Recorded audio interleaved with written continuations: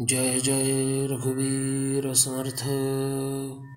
ओम आदिनारायणं विष्णुं ब्रह्माणं च वसिष्ठकं श्रीरामं मारुतिं वन्दे रामदासं च श्रीधरं। नमः शान्ताय दिव्याय सत्यधर्मस्वरूपिणे स्वानन्दामृततृप्ताय श्रीधराय नमो नमः।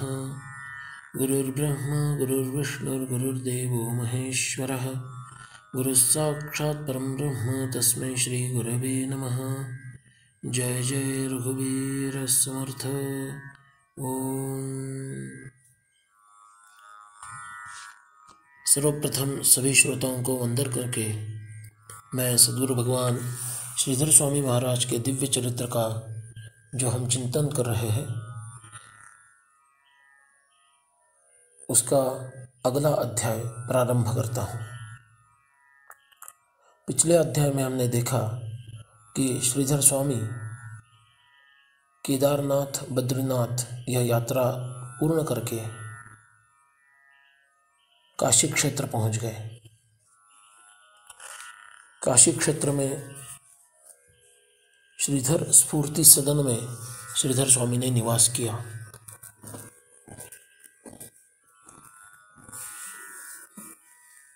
भक्त बहुत अधिक मात्रा में अधिक संख्या में वहाँ पर उपस्थित थे। उन सभी को दर्शन दिया। स्वयं भगवान काशी विश्वनाथ का दर्शन किया और कुछ समय के लिए श्रीधर स्वामी एकांत के लिए उस सदन में निवास करने लगे। अधिक समय उनका एकांत नहीं रहा। कुछ स्वास्थ्य लाभ करके श्रीधर स्वामी पुनः एक बार भक्तों के बीच प्रकट हुए। वहाँ पर उन्होंने हिंदी भाषा में हिंदू और उसका कर्तव्य इस विषय पर उद्बोधन किया।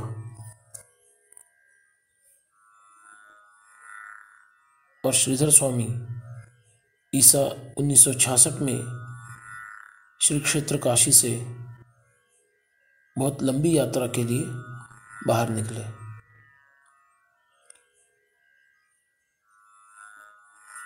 काशी से वे प्रयाग, चित्रकूट, मुंबई, कनकेश्वर, सज्जनगढ़, पुनः एक बार मुंबई, वहाँ से होशंगाबाद, मूलताई, कामटी, नागपुर, नागपुर से पुनः मुंबई, मुंबई से पुणे, पुणे से सज्जनगढ़, सातारा,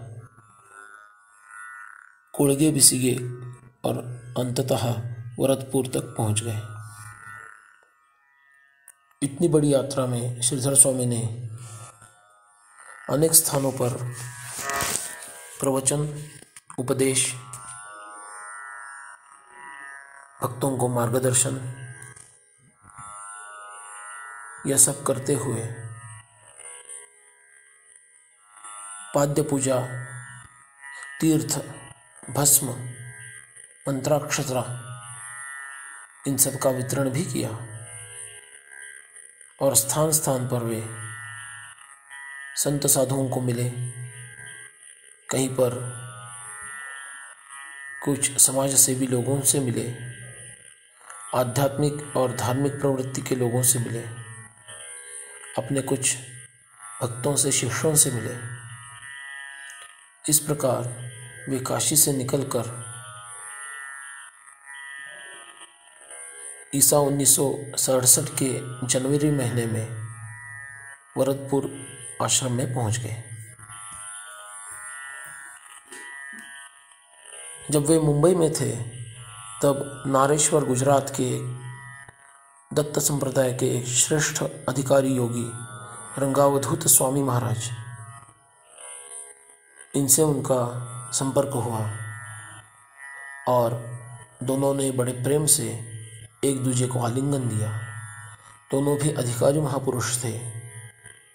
और कुछ समय श्रीधर स्वामी मुंबई में रंगावधूत स्वामी के साथ रहे।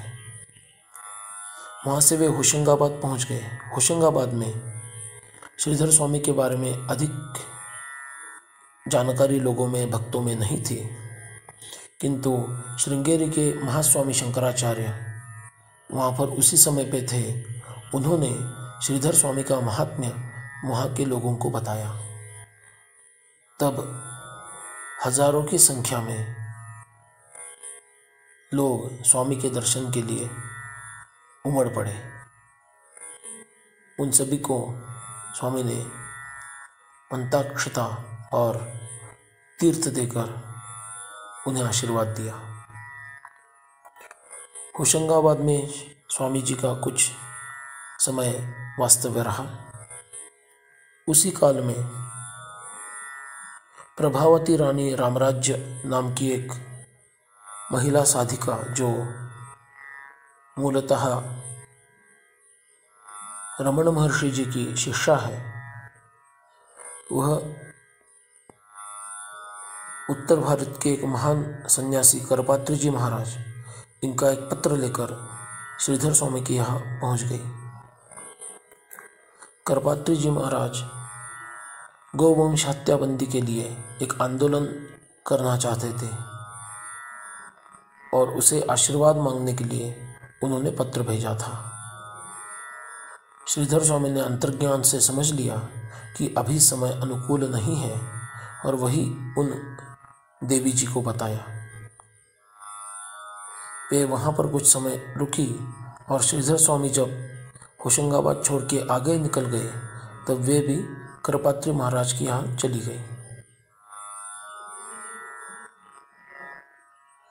जब श्रीधर स्वामी नागपुर से मुंबई पहुँचे थे, उस समय पे महाराष्ट्र के एक बहुत बड़े दिग्गज पत्रकार, साहित्यिक, समाजसेवी, राष्ट्रभक्त आचार्य अत्रे नाम से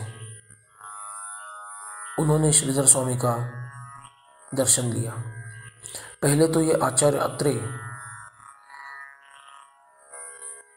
स्वामी के बारे में प्रतिकूल थे, किंतु जब प्रत्यक्ष सन्निकट वे उनके पहुंच गए और उनका आचरण और उनका अधिकार उन्होंने जब समझा, तब वे उनके मानो भक्ति बन गए। वे साहित्यिक थे, नाटक लिखते थे, नाटक करवाते थे। उनके एक नाटक के कार्यक्रम में उन्होंने स्वामी जी को बुलाया और उस नाटक में जो नटियाँ काम करती थी, कलाकार, उनका सत्कार स्वामी जी के हाथ से उन्होंने करवा लिया। स्वामी जी ने नाटक किस लिए होना चाहिए, देशभक्ति, भगवत भक्ति, ये लोगों में उद्दीपित हो और उनका मन शांत, स्थिर और सात्विक बने, इस प्रकार के नाटक लिखने चाहिए और ऐसे प्रयोग करने चाहिए, ऐसा उद्बोधन किया। स्वामी जी से बड़े प्रभावित हुए यह प्राचार्य अत्रे। मराठी में जो मराठा नाम का वर्तमान पत्र था, उसके जो प्रमुख संपादक थे, उन्होंने समर्थ पुनरावतार इस नाम से श्रीधर स्वामी का चित्र, छायाचित्र और उनके बारे में गौरवोद्गार युक्त ऐसा एक लेख छापकर प्रसारित किया।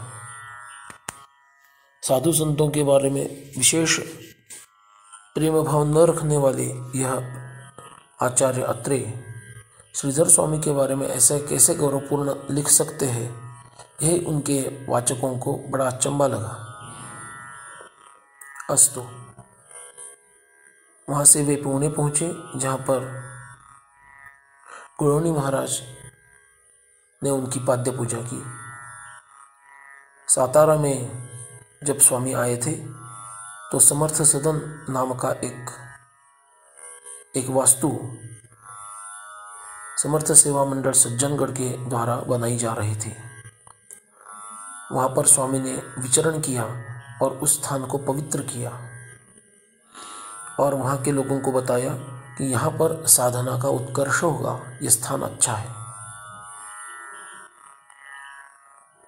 कोड़गे बिसिगे में रामानंद स्वामी को साथ में लेकर श्रीधर स्वामी भरतपुर पहुँच गए। और श्रीधर स्वामी जब राम और देवी के दर्शन के लिए गए थे तो अंधेरे में रामानंद स्वामी एक यज्ञ कुंड में गिर गए और उन्हें थोड़ी सी चोट लगी।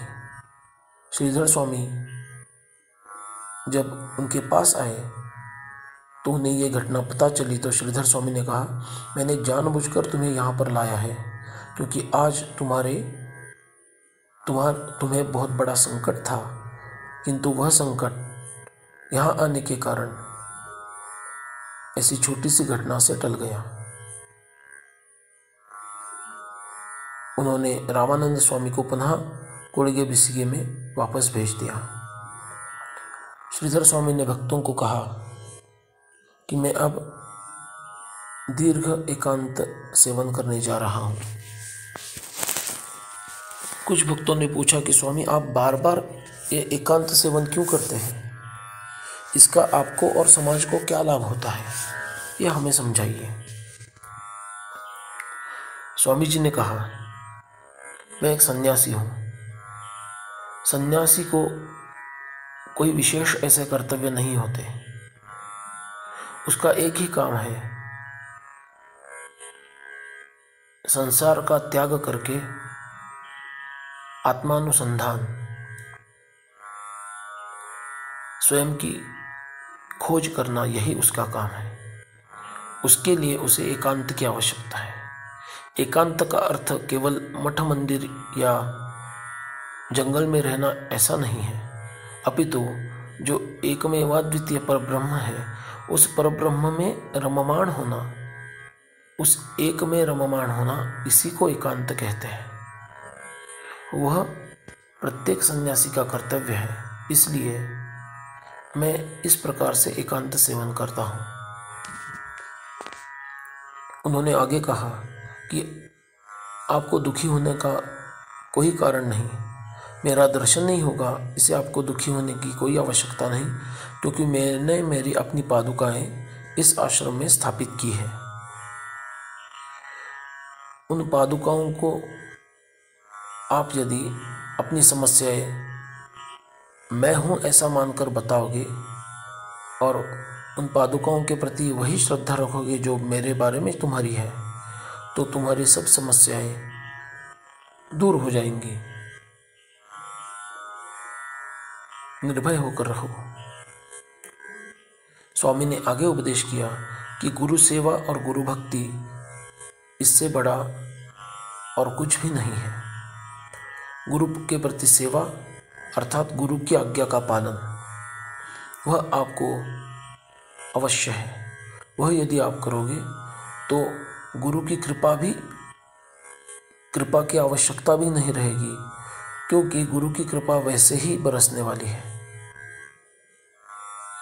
गुरु कृपा मुझ पर हो, यह अपेक्षा करना भी आवश्यक नहीं रहेगा, क्योंकि जिस प्रकार अच्छा दूध पीने के कारण अपना स्वास्थ्य प्रार्थना किए बिना ही ठीक हो जाता है, अच्छा रहता है, उसी प्रकार योग्य पद्धति से एकाग्र चित्त से शरणागत भाव से गुरु सेवा की जाए तो गुरु कृपा की अपेक्षा किए बिना भी गुरु कृपा हो जाती है। स्वामी ने आगे उपदेश किया कि धर्मनिष्ठा बड़ी आवश्यक है। यहाँ पर जो धर्मध्वज है उसकी स्थापना ही उसीलिए की है कि आप लोग सब उसका आदर्श लो और सनातन वैदिक धर्म के सिद्धांतों के अनुसार अपना जीवन जियो। उसी के साथ उन्होंने आगे कहा, श्री श्रीधर सांगवेद विद्यालय की जो स्थापना हुई है वह इसीलिए है कि वैदिक धर्म का अभिमान धारण करने वाले छात्र इससे उत्पन्न हो और आगे जाकर वैदिक धर्म की पताका पूरे विश्व में फहरे। आप लोगों को इसी प्रकार से आचरण करना होगा, अन्यथा सद्गुरु के स्थान को धक्का पहुंचेगा, सद्गुरु के नाम को धक्का लगेगा। इसलिए आपका आचरण महत्वपूर्ण है। वे आगे बोले, मैं अखंड परमानंद का अनुभव करता हूँ, उस परमानंद का अनुभव आपको भी हो, यही मेरी मनीषा है, यही मेरी इच्छा है। और इसीलिए आपके द्वारा भी उचित पद्धति से अनुष्ठान जप तप हो जाए, यह मेरी इच्छा है। मेरे आपको आशीर्वाद है और